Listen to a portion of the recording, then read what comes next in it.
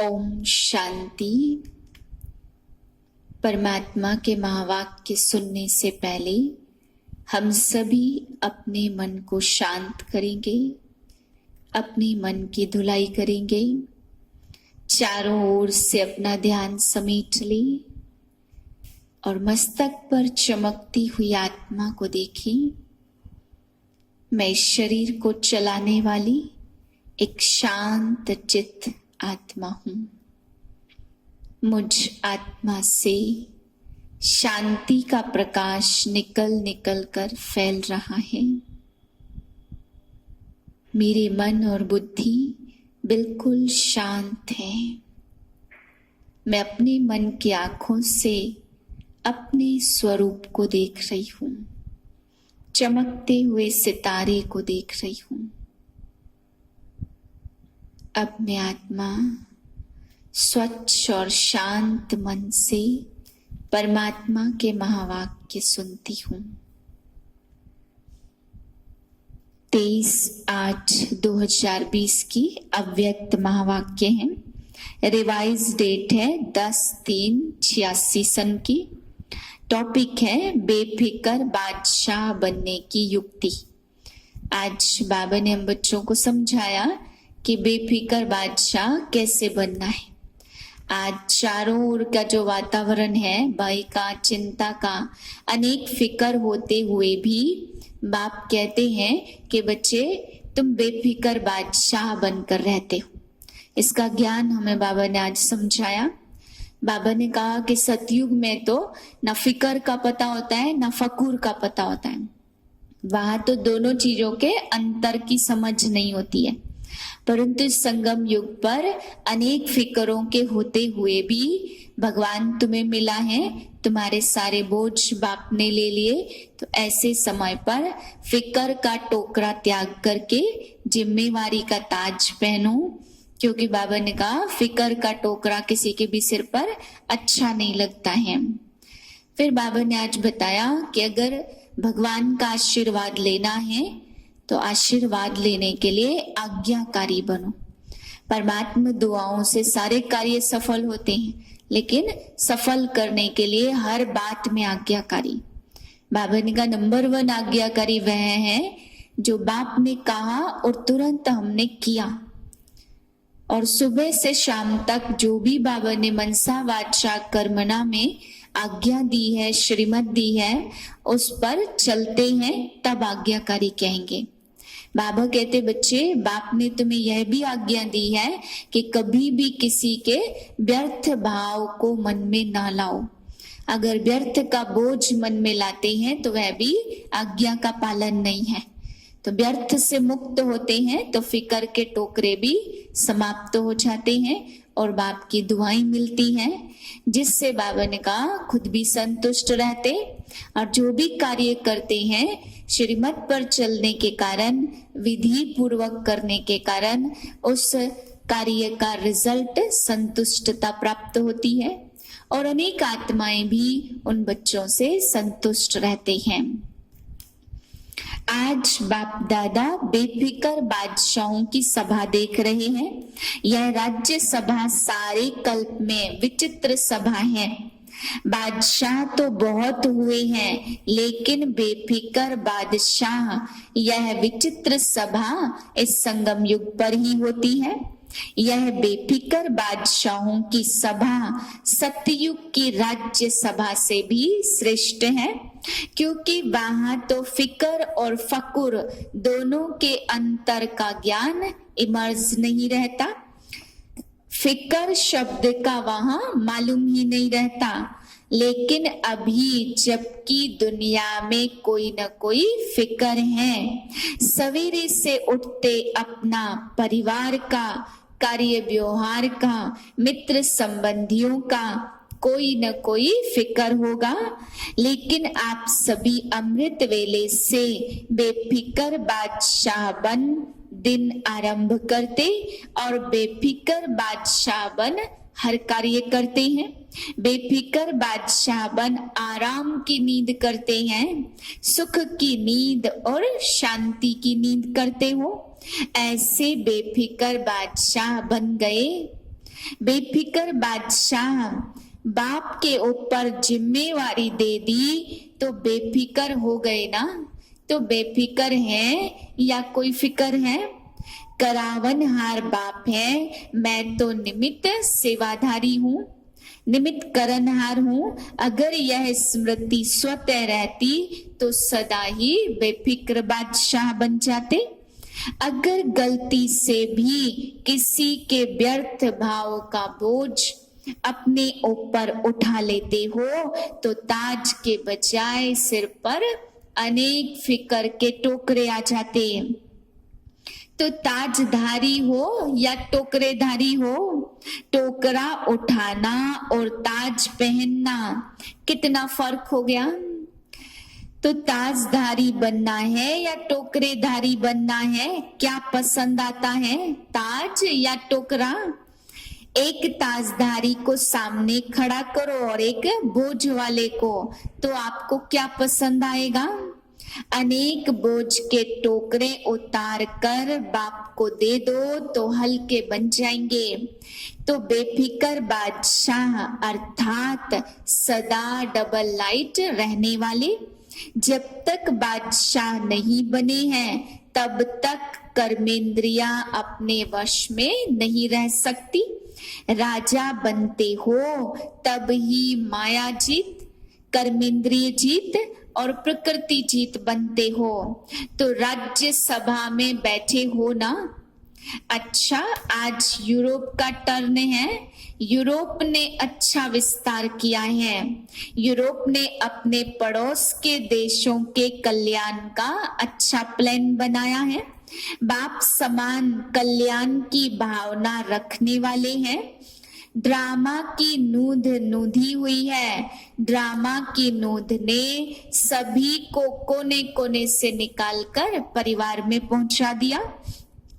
अभी यही परिवार अपना लगने के कारण अति प्यारा लगता है। बाप प्यारे ते प्यारा है तो आप सभी भी प्यारे ते प्यारे बन गए हो ना। आप भी कम नहीं हो, आप सभी भी बाप के संग के रंग में अति प्यारे बन गए हो। किसी को भी देखो तो हर एक को एक दो से प्यारा लगता। हर एक के चेहरे पर रूहानियत का प्रभाव दिखाई देता। फॉरेनर्स को मेकअप अच्छा लगता है ना, तो यह फरिश्तेपन का मेकअप करने का स्थान है। यह मेकअप ऐसा है जो फरिश्ता बन जाते हैं। जैसे मेकअप के बाद कोई भी कैसा भी हो लेकिन बदल जाता है, तो मेकअप से बहुत सुंदर लगता है। तो यहाँ सभी चमकते हुए फरिश्ते लगते हो, क्योंकि रूहानी मेकअप कर लिया है। उस मेकअप में तो नुकसान है, इस मेकअप में तो कोई नुकसान नहीं है। यहाँ स्नेह के बिना कुछ नहीं है। स्नेही आत्माएं हो ना। उठो तो भी स्नेह से गुड मॉर्निंग करते, खाते हो तो भी स्नेह से ब्रह्मा भोजन खाते, चलते हो तो भी स्नेह से बाप के हाथ में हाथ मिलाकर चलते। फॉरेनर्स को हाथ में हाथ मिलाकर चलना अच्छा लगता है ना। तो बाप दादा भी कहते हैं कि सदा बाप के हाथ में हाथ देकर चलो, तो कभी भी माया की नजर नहीं पड़ेगी। और दूसरा साथ होने के कारण सदा खुशी खुशी से मौज में खाते चलते मौज मनाते रहेंगे। तो साथी सबको पसंद है ना? पसंद है या और कोई चाहिए? और कोई कंपेनियन की जरूरत तो नहीं है? कभी थोड़ा दिल बहलाने के लिए और कोई चाहिए? धोखा देने वाले संबंध से छूट गए, उसमें धोखा भी है और दुख भी है। अभी ऐसे संबंध में आ गए जहां ना धोखा है ना दुख है। बच गए ना, सदा के लिए बच गए। ऐसे पक्के हो, कोई कच्चे तो नहीं है, ऐसे तो नहीं वहां जाकर पत्र लिखेंगे कि क्या करे, कैसे करे, माया आ गई। यूरोप वालों ने विशेष कौन सी कमाल की है? बाप दादा सदा देखते रहे हैं कि बाप जो कहते हैं हर वर्ष बाप के आगे गुलदस्ता लेकर के आना, वह बाप के बोल प्रैक्टिकल में लाना है। सभी ने अटेंशन रखा है। यह उमंग सदा ही रहा है और अभी भी नए वर्ष में बिछड़े हुए बाप के बच्चे अपने घर पहुंचे, अपने परिवार में पहुंचे तो बाप दादा देख रहे हैं यूरोप ने भी लक्ष्य रख करके बहुत अच्छी वृद्धि की है। कितनी शाखाएं निकाली हैं? 1 से 2, 2 से 3, 3 से कितने सेंटर हो गए। यूके तो अलग बड़ा ही है, कनेक्शन तो सबका यूके से ही है ना, विदेश का फाउंडेशन वही है। अगर फाउंडेशन से कनेक्शन नहीं रहे तो फिर विस्तार को कैसे प्राप्त करें? लंदन में विशेष अनन्य रत्न को निमित्त बनाया, क्योंकि फाउंडेशन है ना, तो सभी का कनेक्शन डायरेक्शन सहज मिलने से पुरुषार्थ और सेवा दोनों में सहज हो जाता। बाप दादा तो है ही, बाप दादा के बिना तो 1 सेकंड भी नहीं चल सकते हो, ऐसा कंबाइंड है। फिर भी साकार रूप में सेवा के साधनों में, सेवा के प्रोग्राम्स प्लान्स में और साथ साथ अपनी स्व उन्नति के लिए भी किसी को भी कोई डायरेक्शन चाहिए तो कनेक्शन रखा हुआ है।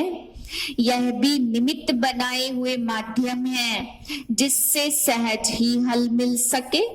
कई बार ऐसे माया के तूफान आते जो बुद्धि क्लियर न होने के कारण बाप दादा के डायरेक्शन को, शक्ति को कैच नहीं कर पाते हैं।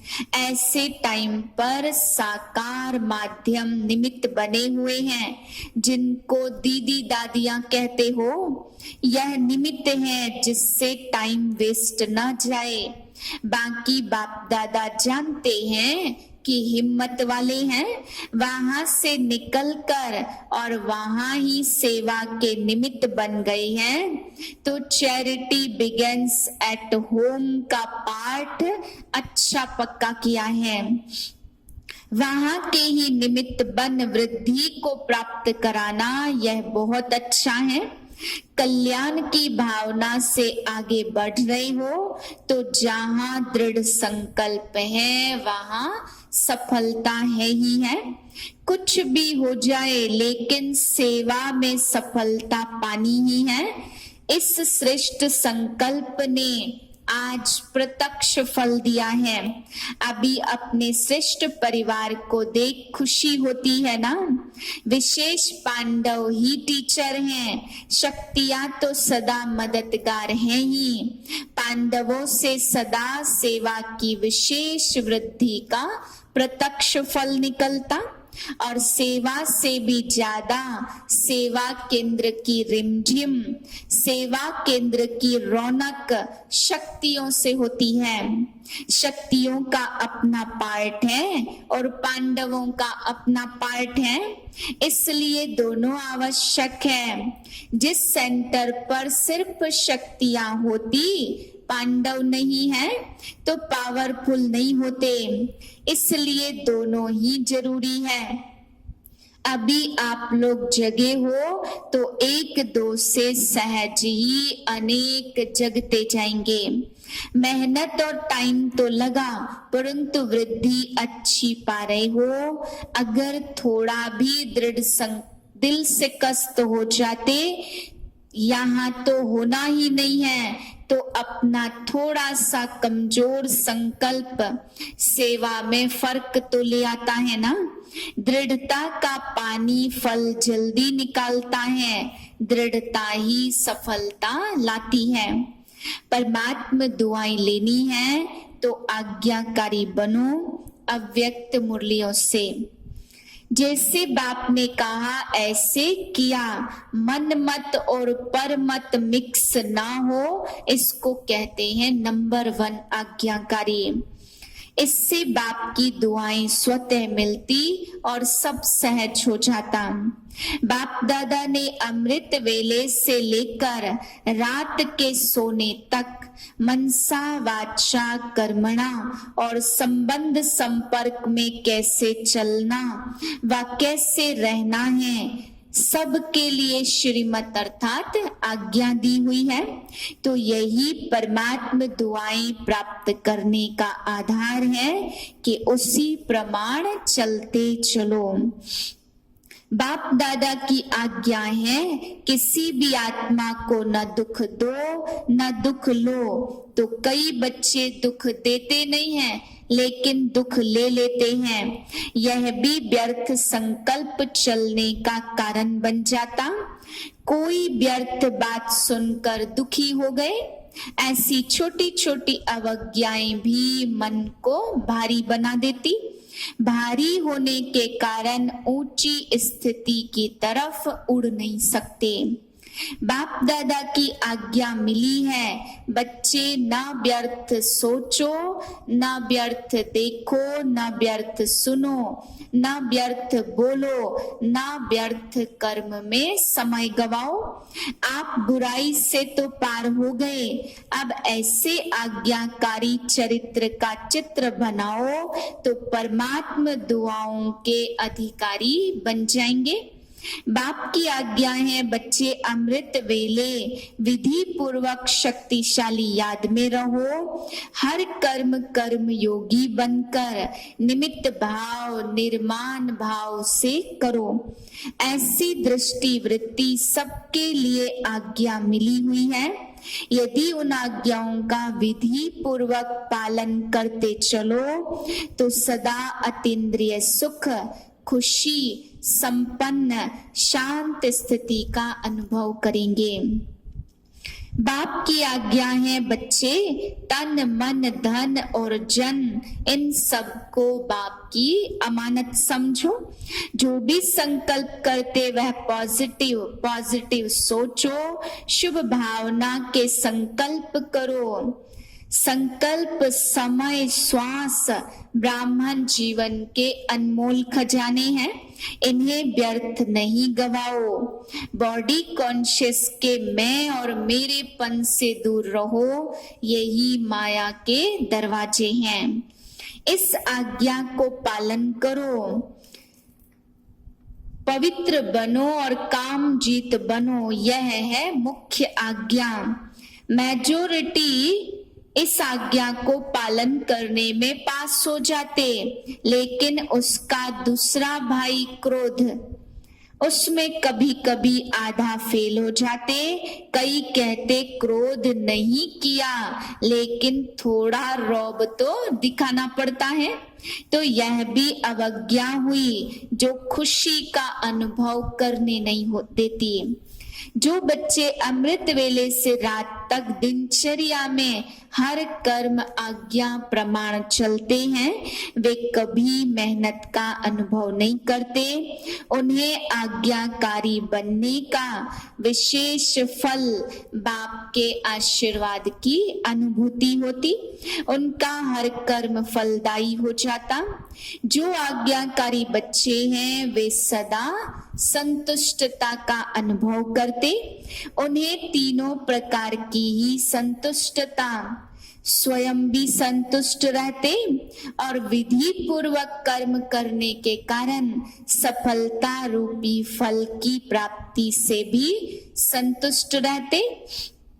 तीसरा, संबंध संपर्क वाले भी उनसे संतुष्ट रहते। आज्ञाकारी बच्चों का हर कर्म आज्ञा प्रमाण होने के कारण श्रेष्ठ होता है, इसलिए कोई भी कर्म बुद्धि व मन को विचलित नहीं करता कि ठीक किया व नहीं किया, यह संकल्प भी नहीं आ सकता।